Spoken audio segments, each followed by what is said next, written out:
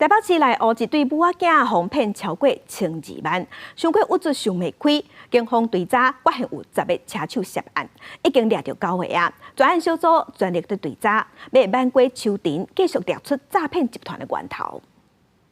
在台北市内湖有一对母仔囝被诈骗了，想袂开自杀。这个穿白外套、24岁姓王的男子，就是伫八月底间收100万的车手，昨尾暗伫高雄抓到。另外一个18岁姓谢的车手，即日新竹抓到。2名车手，均供称系由脸书的这个网页征求这个收款的工作。其余3名的在逃的车手，我们已经都锁定身份，会积极的来抓捕。追查总共抓到4个车手，这对受害母仔囝伫 FB 误信假投资，甲所有钱拢赔入去了，又搁去抵押厝，总共互因骗1200万。随时去报案，警方调查了，发现有10位车手涉案。昨早起抓到2个，一个人被收下，一个人5万交保。尾暗搁抓到2个，扣掉因为另外案件伫加加倍，还阁有一个也未抓到，也毋过死者损失的钱，毋知互因开倒去啊。督部特困队专门要抓的，也是早期案件。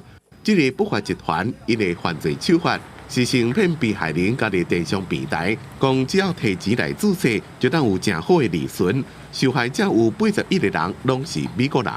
那诈骗集团会使用即时翻译软体，英文同时对应到中文，与被害人进行聊天。无分国籍、职业、各行各业拢有人被骗。台北市现代接到6个人报案，被骗的手法拢是假投资。受害者包括大学的老师、市场摆摊的、航课的商理，总共的诈骗金额要到6000万。其实透过警察的一个宣导以及行库的一个拦阻，事实上来讲效果有限。我还是要麻烦这一个社会大众的这些家庭成员持续去了解自己的家人是不是有受骗的情形。涉案的诈骗集团也未拢抓到，警方将会继续追查，不排除受害者会搁再增加。记者综合报道。